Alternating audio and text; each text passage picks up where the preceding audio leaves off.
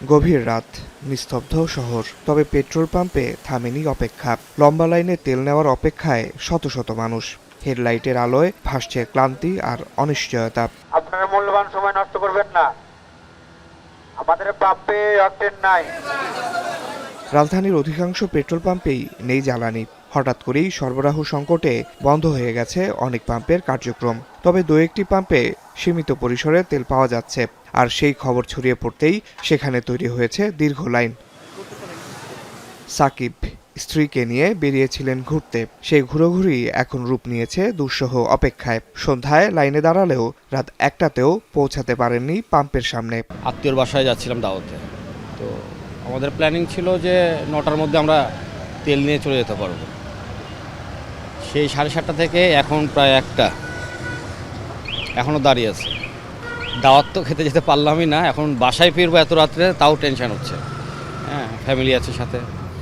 এখন পর্যন্ত পাম্পে ঢুকতে পারিনি, তবে আশা করছি আর কিছুক্ষণের মধ্যে হয়তো আধা ঘন্টা 1 ঘন্টা বা 40 মিনিটের মধ্যে তেল নিতে পারবো। শুধু সাকিব নন, একই অবস্থা তেল নিতে আসা সবারই। কেউ গাড়ির ভেতর ঘুমিয়ে পড়েছেন, কেউ বিরক্তিতে হর্ন বাজাচ্ছেন। আবার কখন তেল পাবেন তা ভেবে কেউ কেউ হতাশ। এখান থেকে মিনিমাম 8-10টা পাম্প, আমি মতিঝিল পাম্পে গেছি, এখানে আসছি 1 ঘন্টা হয়েছে, শাহবাগ থেকে দাঁড়াইছি।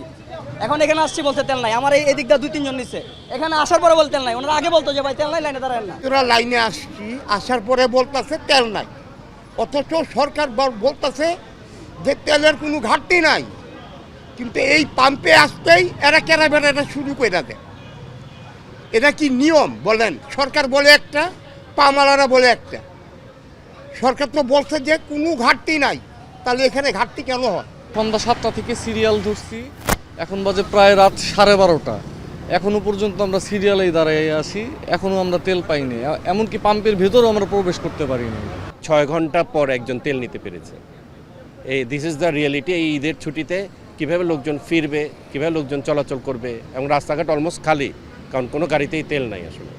ঘন্টার পর ঘন্টা অপেক্ষা করেও শেষ হয়ে যাওয়ায় অনেক সময় মিলছে না তেল। সরবরাহ ঘাটতিকে দুষছেন পাম্প কর্তৃপক্ষ। পাম্পে থেকে প্রায় 1 কিলোমিটার লাইন আছে, তো আমার তো সম্ভব না 1 কিলোমিটার পর্যন্তই করা। তো আমার তেল যতটুকু আছে আমার শেষ হয়ে গেছে, আমার তো আর দেওয়ার ক্ষমতা। 3 ট্যাংলরি দরকার, সেখানে আমার 1 ট্যাংলরি পাইতেছি, আর বাকিটা তো আমি পাইতেছি না। তাহলে কাস্টমার তো থাকবেই। এই অবস্থার উত্তরণে দ্রুত কার্যকর পদক্ষেপ গ্রহণের দাবি ভুক্তভোগীদের। আসিফ ইকবাল খান, এখন, ঢাকা। শিয়া বাটার ও ভিটামিন ই সমৃদ্ধ লিলি বিউটি সোপ, তারুণ্যময় উজ্জ্বল ত্বকের জন্য।